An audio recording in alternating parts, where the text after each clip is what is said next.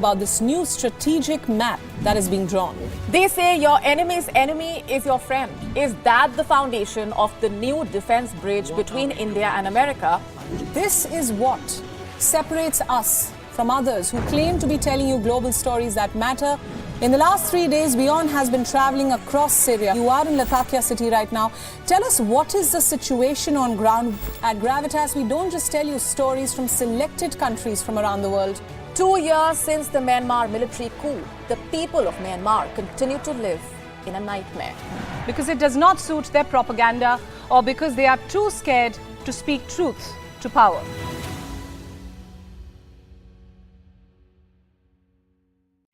The stress of our world can take a toll on our physical and emotional health. Here, in New York's Catskill Mountains, lies a luxurious place of healing called WION Wellness Center.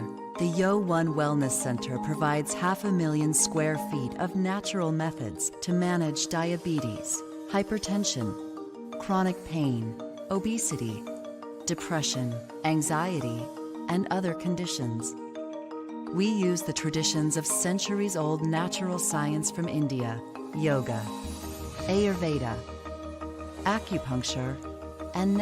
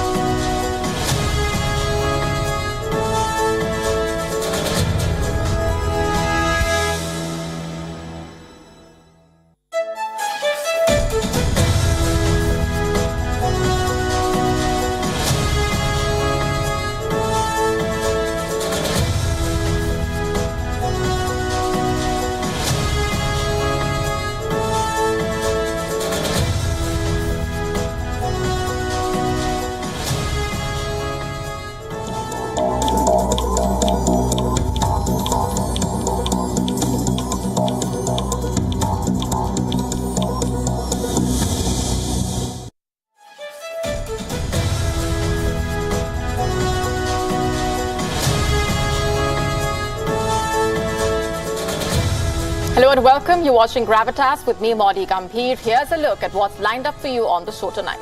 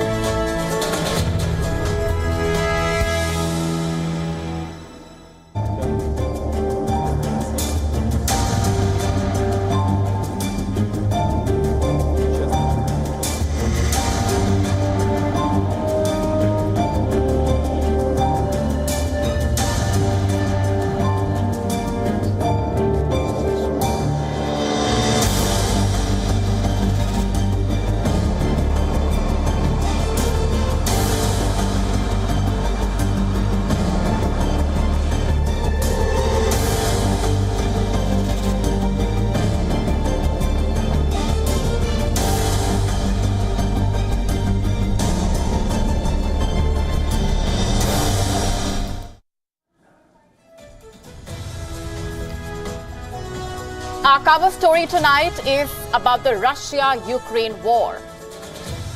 Who's winning? That's a very good question which still has no concrete answer. It has continued to dominate global discussions and headlines. But one thing is clear as of now. Ukraine is no longer the same. In fact, it may have changed a bit too much. Given Vladimir Putin's latest move. And what am I talking about? A line. That's right. Russia has drawn a defense line in Ukraine. It is 800 kilometers long. It has trenches and dragon teeth. And tonight on Gravitas, we ask if this new line is the new reality of Ukraine. How does it change things on the ground? Also on the show for you tonight, we have been closely monitoring the latest coming in from Sudan as tensions escalate. We get to the stories of Indians stuck in the country amid clashes between the army and the paramilitary forces. Trouble continues to mount for Rishi Sunak, the list of his troubles is long. We get you the complete lowdown. China's secret police stations and its web of surveillance. America now has made 2 arrests in relation to these secret police stations. Will Go First shut shop? We tell you how and why the airline has hit fresh turbulence.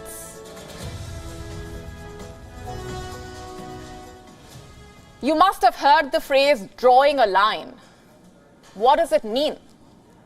Well, it means to create a boundary, a line which the others cannot cross. Before the Second World War, France drew what was known as the Maginot Line that extended to 280 miles, intended to prevent a German invasion. This defensive line, reinforced with concrete and steel, had bunkers, even gun batteries, trenches, minefields that were such technological marvels that France considered the line to be impregnable. You know why I'm telling you this? Because Russia has drawn one such line, a line that cuts Ukraine into 2, which Russia intends to turn into a defensive line which can never be breached by Ukrainian forces. And tonight, I want to tell you about this very line, the Putin Line. It is 800 kilometers long. On one side are territories that Russia has acquired or plans to. And on the other side is what remains of Ukraine. Let me first show you where this line is. It stretches from Luhansk to the Crimean Peninsula. The line is drawn along the Dnipro River. It passes through Donetsk, Zaporizhia, and Kherson. And this is the same line, by the way, that we have been showing you for weeks now when telling you that Russia is trying to split Ukraine into 2 along the Dnipro. Now we can tell you that Russia has converted this line into a defensive fortress wall. Let me tell you what it looks like. There are trenches. There are anti-tank ditches. Also obstacles meant to hinder the movement of vehicles. You know, like dragon teeth. This is in fact what they look like. Such mechanisms were used by the Germans in the Second World War. South Korea has built something similar on a beach in Yeonpyeong Island. In fact, Russia has dragon teeth around Mariupol. We wish we had more visuals to show you. But drones and cameras are yet to capture the extent of Russia's fortification. We can tell you, though, that in the towns of Ternovat, Russia has dug a kilometer-long anti-tank ditch. The Putin Line is not thin. Some portions feature bunkers along with concrete parapets for snipers to hide behind. And then there are barbed wires, minefields, basically. It is a multi-layer defense system that Russia has put in place. For Europe, the Putin Line is a blast from the past. Let's just go back to the Second World War. Like I was showing you earlier, the French built the Maginot and the Germans created the Siegfried Line or West Wall. The Siegfried stretched over 630 kilometers. As it so happened, the Germans simply went around the Maginot, entering France through Belgium, and the Siegfried could not prevent German defeat in the Second World War. However, will Ukraine be able to break the Putin Line is the immediate question that arises, one that we are asking tonight. Well, analysts doubt Ukraine's capacity. You see, the news of Russia's line of defense being built first emerged as early as November 2022, with the UK's Ministry of Defense saying, and I'm quoting, "Dragon's teeth have likely been installed between Mariupol and Nikolsky village, and from northern Mariupol to Stry Krim village." And around that time, reports pointed out that Ukrainian tanks, which were mainly designed during the Soviet era, could be damaged if they are driven over the blocks. They meant the Putin Line. So will it stop Ukraine's ambitious and now out in the open secretive spring offensive then? Well, unless its war machines are upgraded overnight. But what are the chances of that happening and of the West sending massive reinforcement? If you watch this show daily, then you already have the answer. It seems, and we can say no more than, since wars are never short of surprises, that Ukraine has made peace with its reality. And nowhere is this as visible as in Kiev, the capital of Ukraine. What if I tell you that Kiev has suddenly become quite a happening place, the kind of place it was before the war started, full of bars and clubs? The city's wartime curfew has been relaxed. Bars are now allowed to remain open till midnight. Clubs are hosting weekend day events. And there are secret bars operating well into the night. In fact, the head of Kiev's city administration says the new and more lenient curfew should help reduce the social tension. You see, there is a growing ground confidence that Russians will not move to take Kiev, something that we have been telling you for a while now. And today, we can tell you that in all probability, the war will freeze at the Putin line. Maybe there will not be an official ceasefire, but there could be an unspoken understanding of the kind that existed after Russia took Crimea. Sure, there are attacks still being recorded here and there. But as far as the larger picture is concerned, if you zoom out, you will see that Russia is now comfortable with the gains that it has made. And it will be spending its financial, military, as well as strategic energy defending the gains. And you have this from the horse's mouth, by the way. Russia is not mincing words. Президент все чаще посещает новые регионы, и, естественно, он проводит и проверки штабов, получает информацию на месте оперативную информацию о ходе проведения специальной военной операции. Это абсолютно важно для Верховного Главнокомандующего, и он таким образом ведет свою работу. And these are some of the visuals from that visit.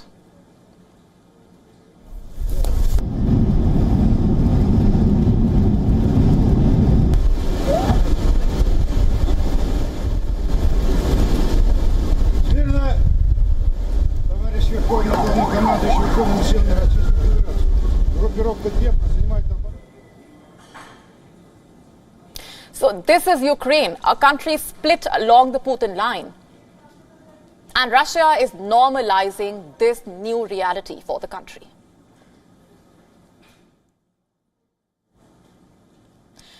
Our next story is from Sudan, Africa's third largest country, located right at the crossroads of sub-Saharan Africa and West Asia. It has a history of military coups and numerous instances of civil strife. And as I speak, it is in the grip of yet another spell of unrest. Have a look at these images. They are from Khartoum, Sudan's national capital.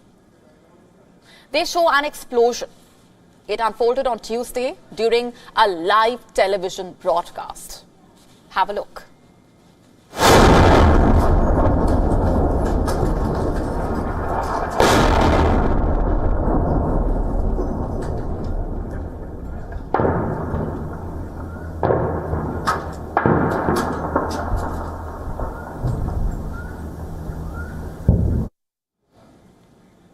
And have a look at these images now.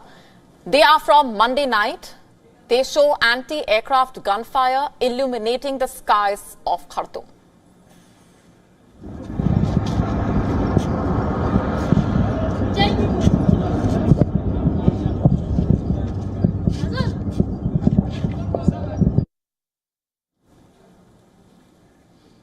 And look at these visuals now. They are from the 17th of April. They show flames tearing through a plane at an airport in the center of Khartoum.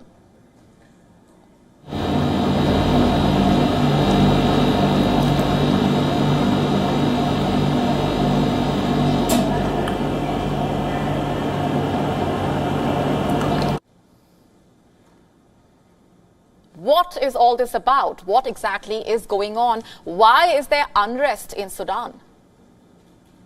Well, at the heart of these clashes are two men. Sudan's military leader, Abdel Fattah al-Burhan, and the commander of the paramilitary Rapid Support Forces, Mohammed Hamdan Dagalo.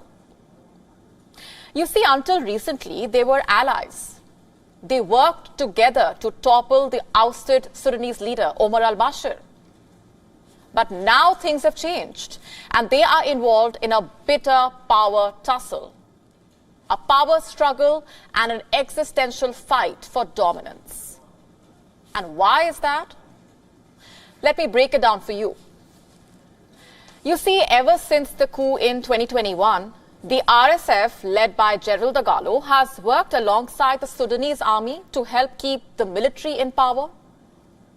However, tensions arose during negotiations to integrate the RSF into the country's military as part of the plans to restore the civilian rule. There were differences on who would be subordinate to whom under this new hierarchy. What would things look like? And this led to clashes between the followers of both the leaders. These clashes have now culminated into a civil war of sorts. For the last 3 days, sounds of gunshots have been ringing across the city as huge fires engulf several parts. Over 185 people have lost their lives as a result of the unrest. At least 1,800 have been injured since the fighting started. 1,800. The situation is so bad that people who stay in Khartoum say their life has become a living hell. Here are some voices. We're fine. We're safe. The power has been out. That was something. You know, it's like, I don't even know what it is anymore. Is it a rocket-propelled grenade? Is that a military strike? I don't even know. Yesterday morning, around like 9 or so, it sounded like there was a thunderstorm of sorts. And we woke up and went outside. There were fighter jets and just sounded like gunshots. And there's just a lot of chaos going on. And there was like smoke everywhere. Now I'm staying in my home. The situation in the morning is very bad, but now the situation is coming normal. But outside the road, all the market closed, everything is closed, and the electricity cutting from yesterday until now, and no water, no electricity. Many trucks and many soldiers. We will see many like helicopters. Now all the people outside is afraid. Now I'm talking to you and I hear many sound of the gun near to my house. So you know what's happening. You know why it's happening. Let's now tell you why this unrest concerns India. You see, a huge number of foreign nationals are stuck in Sudan due to this unrest. This includes a significant number of Indians as well. As per our estimates, there are at least 3,000 Indians living in Sudan. Most of them are unable to venture out due to the fighting.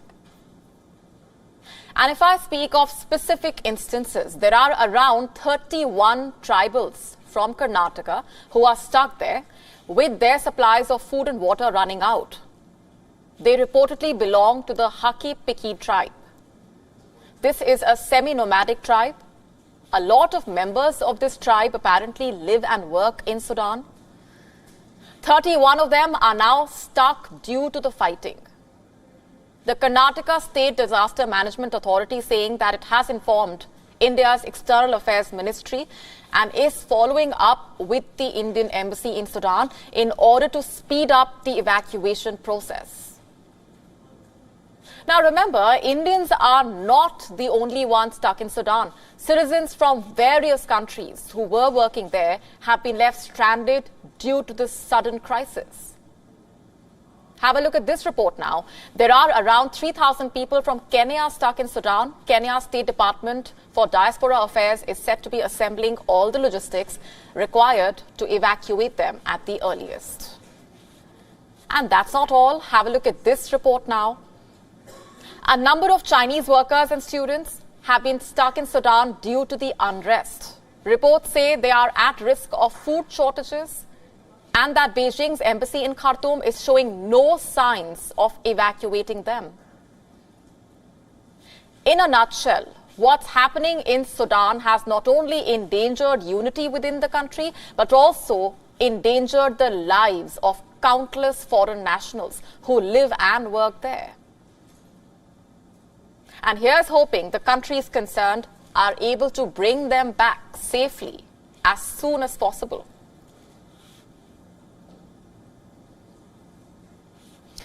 On to the UK now. Once again, Rishi Sunak seemed to be in trouble. What is it this time? Well, he is facing a parliamentary probe. Why? Over his wife, Akshata Murthy's shareholding in a childcare company. It's a question of declaration of interest. Let me break it down for you. Sunak's wife owns shares in a childcare agency, Koru Kids. She became a shareholder on the 6th of March. On the 15th of March, the Chancellor of the Exchequer, Jeremy Hunt, presented his 2023 spring budget. And among other things, new childcare policies were introduced. New childcare workers were given an incentive of $746. But this was doubled to nearly $1,500 under one condition, that the childminder needs to join via an agency. And guess what? Koru Kids was one of the 6 agencies involved in the scheme. Jeremy Hunt has given taxpayers money to Akshata's company. Former Health Secretary Matt Hancock also has a stake in Koru Kids. Naturally, Rishi Sunak faced questions over the new policy. On the 28th of March, in fact, a Labour MP quizzed him asking if he had any interest to declare. And this is what Sunak replied saying, I'm quoting, "No, all my disclosures are declared in the normal way." Meaning he did not have any selfish interest to declare. And hours later, Koru Kids' bosses attended a Downing Street reception, and it doesn't take a genius to join the dots. Koru Kids would benefit from the new policy, and so would Akshata Murthy.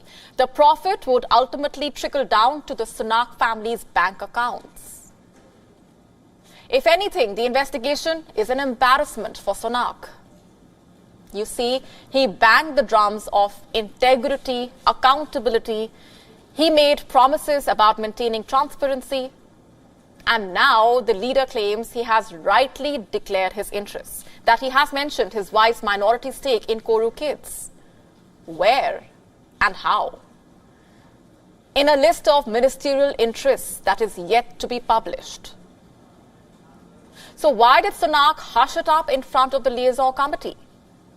He never mentioned it when he was being grilled by the MPs. Why was he silent then? You see, he did not just omit an interest, but told the committee that he did not have one. And now, after facing the heat, he goes back on his words and says that he has declared it. Also note that he has said the list of interests is long overdue. It hasn't been updated for almost 12 months. Sunak and Murthy are the richest ever occupants of 10 Downing Street. Murthy's father is a co-founder of Indian IT giant Infosys. She owns about 0.9% of the company, which is worth nearly $600 million. The couple, in fact, has a history of tiptoeing around the rules. Remember how they faced criticism when Sunak was the finance minister? Murthy had a non-domiciled tax status. This meant that she did not pay tax in the UK for her earnings overseas. After public backlash and name-calling, Murthy ultimately gave up the status. She agreed to pay British tax on her global income as well. And how can we forget the Twitter storm over her $47 teacups?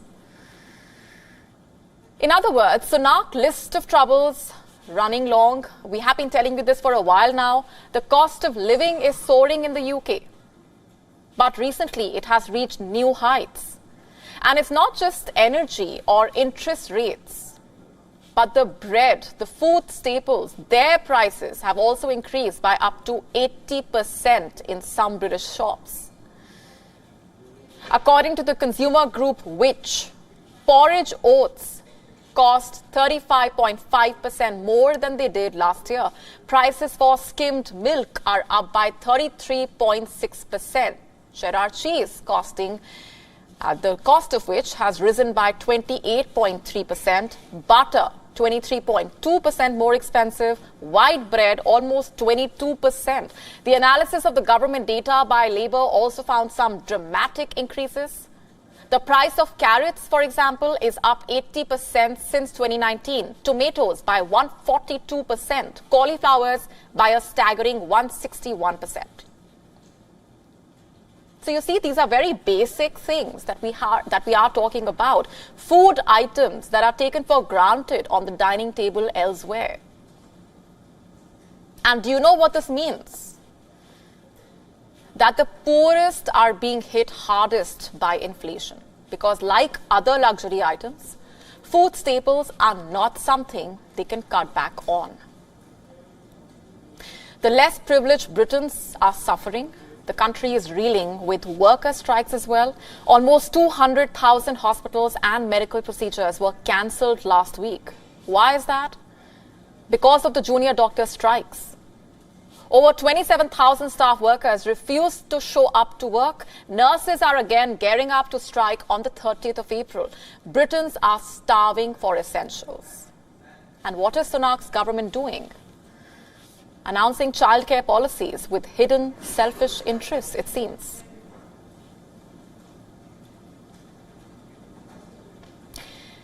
India is again in the spotlight, and this time it has promised to send more humanitarian aid to Afghanistan, while countries like Pakistan aim to lash back at the country.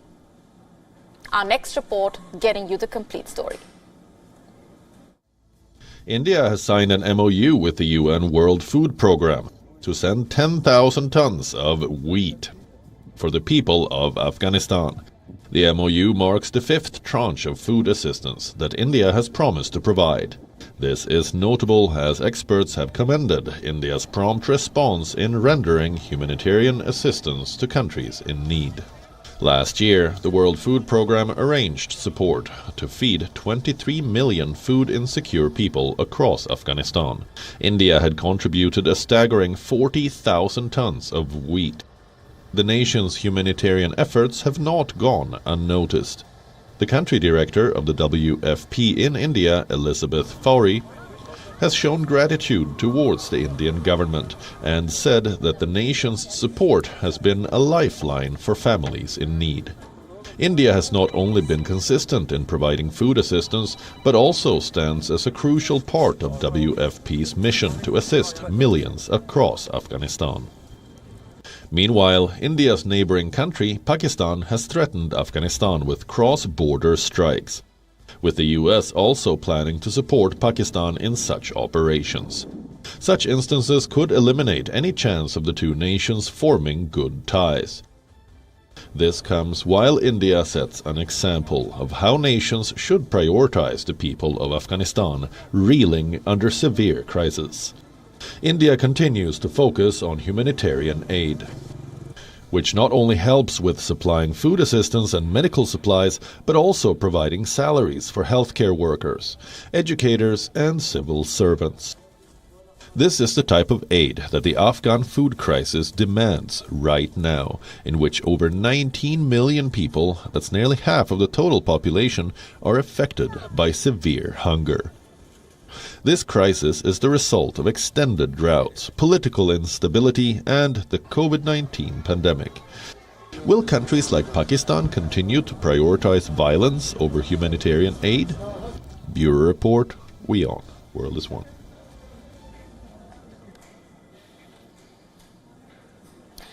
Our next story is about police stations that are being run by China. What's the big deal about that, you wonder? Well, these are no ordinary police stations that I'm talking about. I'm not talking about police stations run by China on Chinese soil. These are secret police stations that are run by China in other countries. Are you confused? How does that even work out? Well, don't be confused. This is China we are talking about after all. And as we have been telling you right here on Gravitas, China's murky web of surveillance runs far and wide. These secret police stations run by China, in fact, are spread out around the world. Just for a quick backgrounder here, have a look at this. An investigation by Safeguard Defenders blew the lid off China's overseas police stations. This 2022 investigation published by the Spain-based advocacy group reported that China had set up these so-called overseas service stations. What was the motive? What is the dragon trying to do now through these covert setups? Well, the investigation found that these stations illegally worked with the Chinese police to pressure fugitives, quote unquote, to return to China. I'll get to that in just a bit. Let's first tell you what's happened over the last few hours. In the latest, US federal agents have arrested 2 men for allegedly operating a Chinese secret police station. Where, you ask? In the buzzing lanes of Manhattan in America. To be precise, in the Chinatown district of Manhattan. In fact, the prosecutors say this is part of a crackdown on Beijing's alleged targeting of dissidents. Who are these individuals who were arrested? Lu Jianwong and Chen Jinping. They face charges of conspiring to act as agents of China's government without informing US authorities and obstruction of justice. According to the prosecutors, Lu and Chen led a non-profit organization that lists its mission as providing a social gathering place for people from China's Fujian province. In fact, their New York operation occupied a full floor in a nondescript building in Chinatown near the Manhattan Bridge. Before it closed in the fall of 2022, the site was being used, at the very least, quote unquote, for government services, like helping some Chinese citizens renew their driver's licenses. It was also used for more, quote unquote, sinister activities.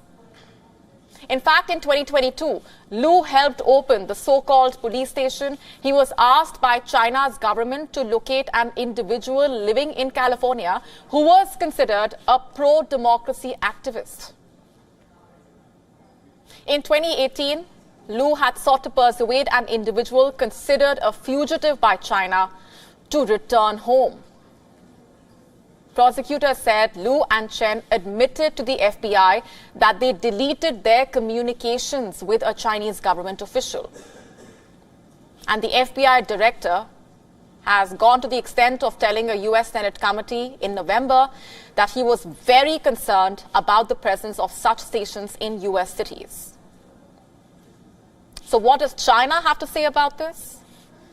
Well, no surprises. It says it's up to nothing wrong.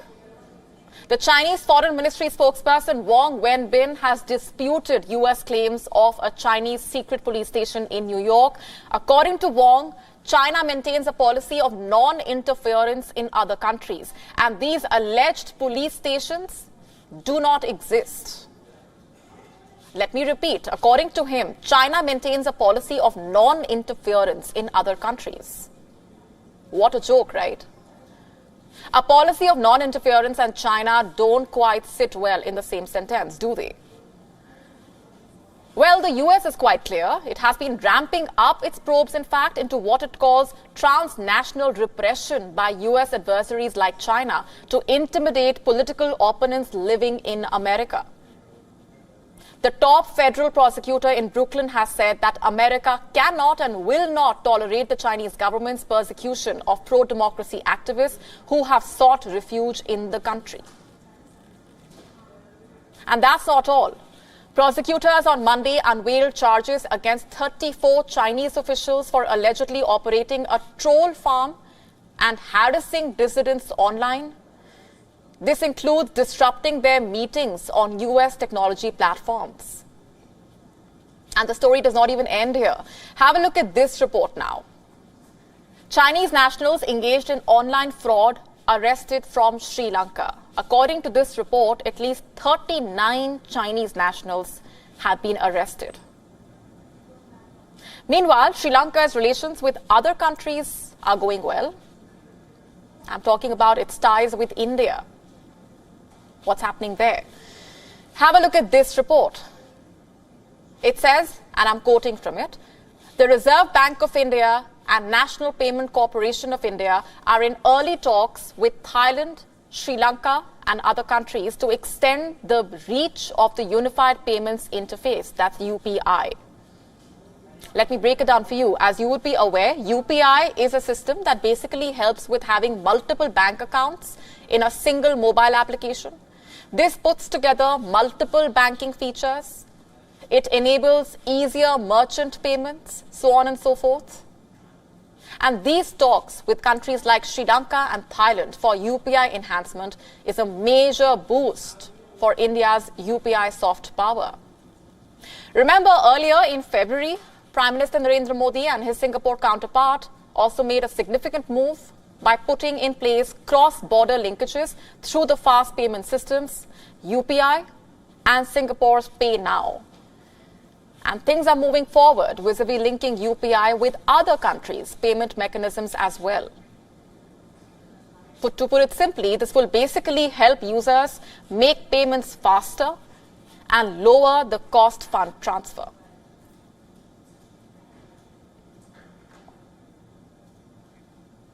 On to the world of aviation now. Will Go First go out of business? If you have bought a ticket to a Go First flight, what are the chances that your flight will be cancelled? Well, some of you may have already received notifications informing you of Go First cancellations, be it of its flight to the Maldives, Mumbai or Ahmedabad. Now, this particular video went viral last week after Go First cancelled its flight from Goa to Mumbai, reportedly 10 minutes before departure.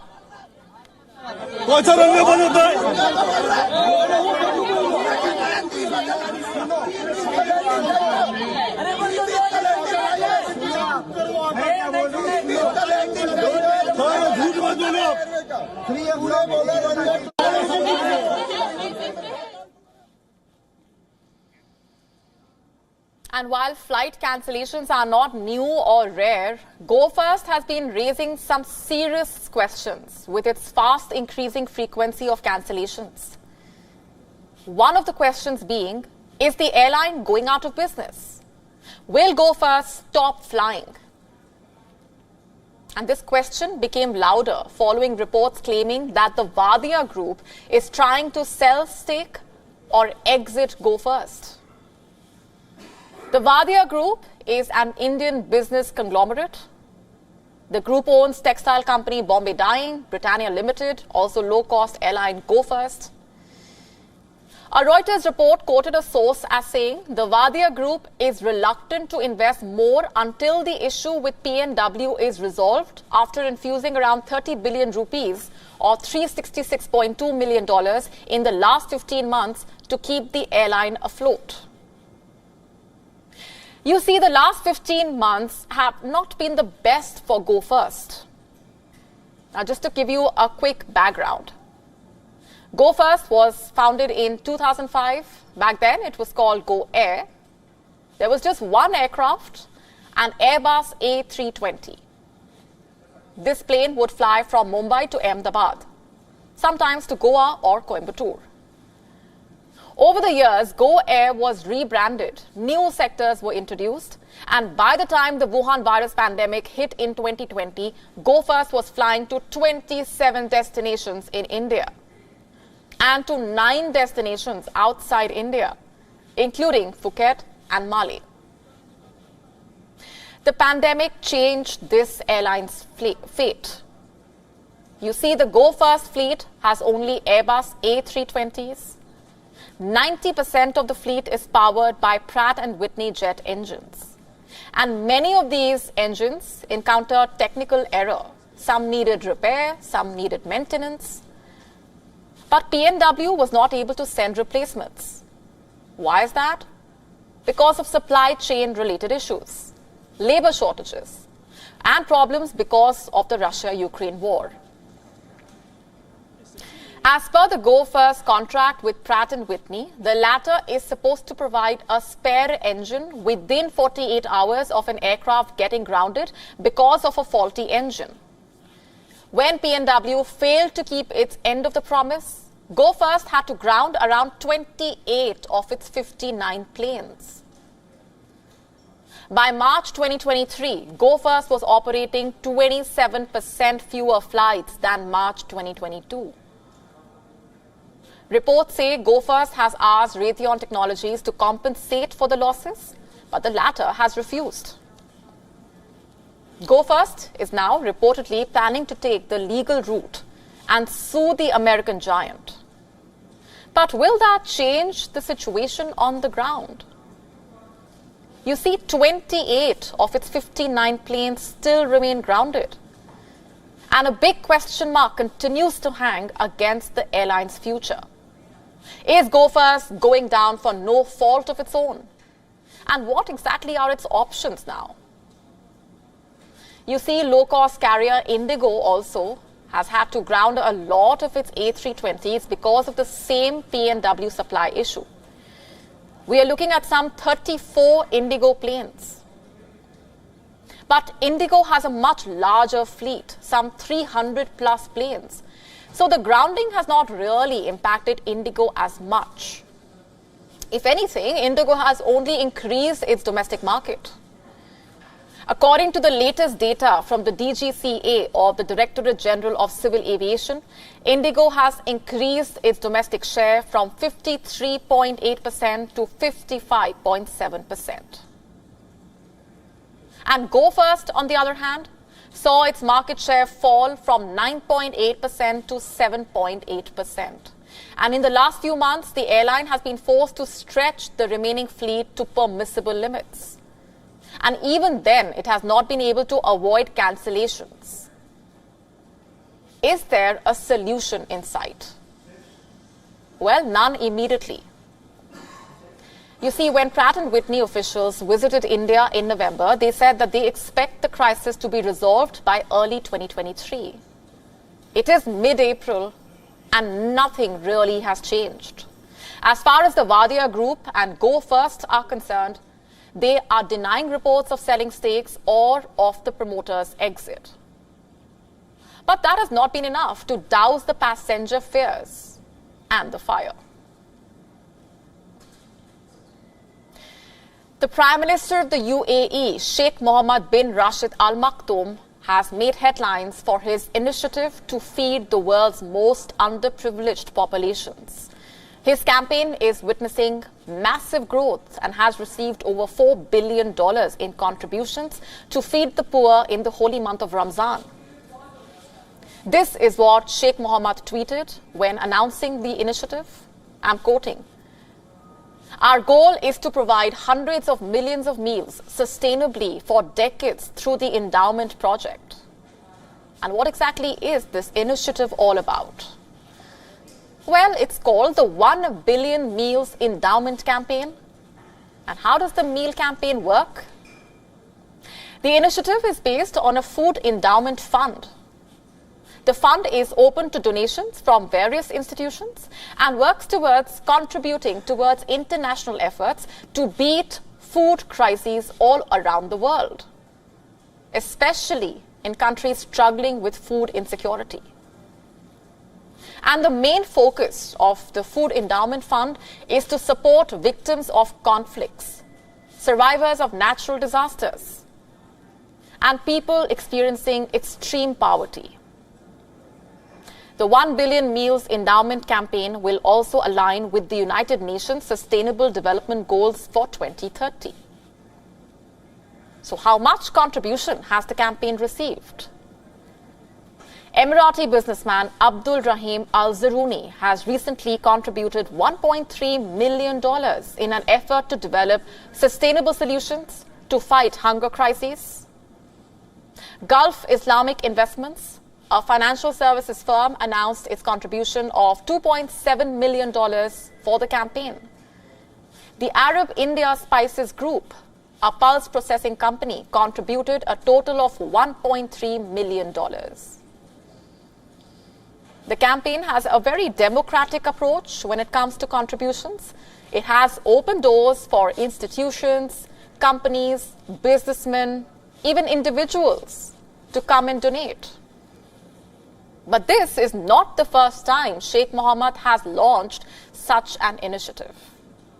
The latest campaign is an extension of his previous food aid drives. He launched 2 previous campaigns. The first campaign was called the 10 Million Meals Endowment Campaign, followed by the 100 Million Meals Campaign. Sheikh Mohammed kept leveling up his game to feed as many poor and launched 1 billion meals for the holy month of Ramzan this year.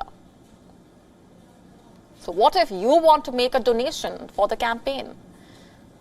There are several donation channels. The campaign has its main website. There is also a dedicated call center which has a toll-free number. Contributions can be made through bank transfers.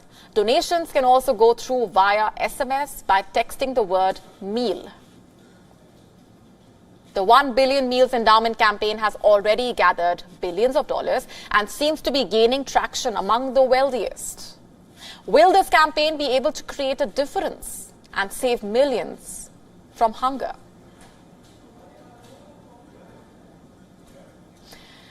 Let's move on for now. Bournvita is a household name in India. It might have been a part of your childhood as well. After all, the drink gives boring milk a tasty twist. Children get hooked on to its sugary taste. Parents buy it because it is endorsed as a health drink. Cadbury is one of the most trusted brands in India. Bournvita is given to children like a healthy concoction. Among many other benefits, the drink promises a steady punch of vitamin D, vitamin B2, B9, B12, fibers, and whatnot. But is it really as healthy as Cadbury claims? As per its own label, every serving of Bournvita contains 7.5 grams of sugar, and this corresponds to 1.5 teaspoons of sugar. Do you know what is the recommended sugar limit for a child? 6 spoons. If a kid drinks Bournvita milk twice a day, which most mothers strive to do, half of their daily quota of sugar will be met. Do you think a child would give up candies, chocolates, fruit drinks simply because they are having Bournvita? That's a question that is being asked. Do children really need this additional sugar in their daily diet? Now, you might have your own arguments. Sodas, after all, contain way more sugar than this. How bad can Bournvita be? But do soda brands market their drinks as health drinks? They do not. They aren't in a position to do that. There is overwhelming evidence against that. There is 10 grams of sugar in every 100 milliliters of Coke. But Bournvita does claim to be healthy. In fact, recently an Indian influencer, Revant Himatsinka, slammed Bournvita. He claimed that the brand was promoting dubious health benefits. His video garnered 12 million views when Cadbury sent him a legal notice. The influencer had to take down his video. But what he said is gaining traction. And that's why we're talking about this tonight. A host of food experts, NGOs, doctors have now joined the debate. They are amplifying the message of Bonvita being a possible health hazard. One can ask, is this another Maggie moment? And the answer is, it's hard to say. Maggie, like most of you may remember, was banned in India back in 2015. About 300 million packs of Maggie were destroyed. Why is that? Because they contained excessive levels of lead and monosodium glutamate. Maggie's parent brand and Cadbury's rival Nestle also made some concerning revelations recently. In an internal document, Nestle admitted that over 60% of its food and beverages were not as healthy as claimed. This included more than 90% of its drinks. Can you imagine that? Brands market a whole lot of products as health conscious. They cite medical testimonials, which more often than not turn out to be fake. Soda companies took their sweet time before revealing their true nature. So did cigarette brands. Through the 1950s and 60s, companies convinced smokers that cigarettes were not only cool, but had a calming impact as well. Their sales peaked during that period. But once the public was made aware about the lethal effects, the sales plummeted. According to the US Federal Trade Commission's data, cigarette sales in the country have dropped by 70% since 1981. You see, the big food lie does not have legs. While it takes a lot of time for impact on sales to play out, there is usually a turning point, a moment of realization, perhaps when the reality hits the consumers, and thereon, the sales gradually decline. With that, it's a wrap on this edition of Gravitas Tonight. We're leaving you with Gravitas images. Thanks very much for watching.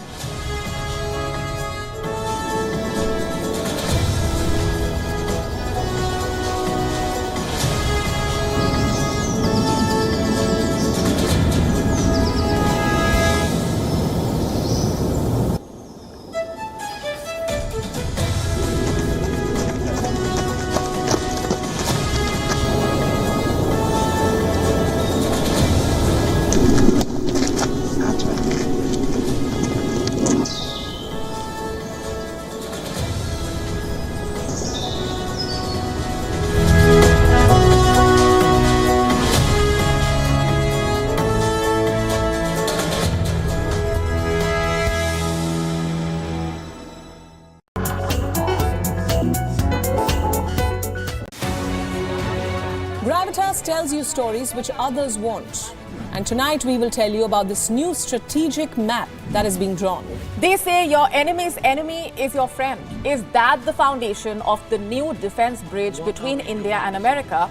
This is what separates us from others who claim to be telling you global stories that matter.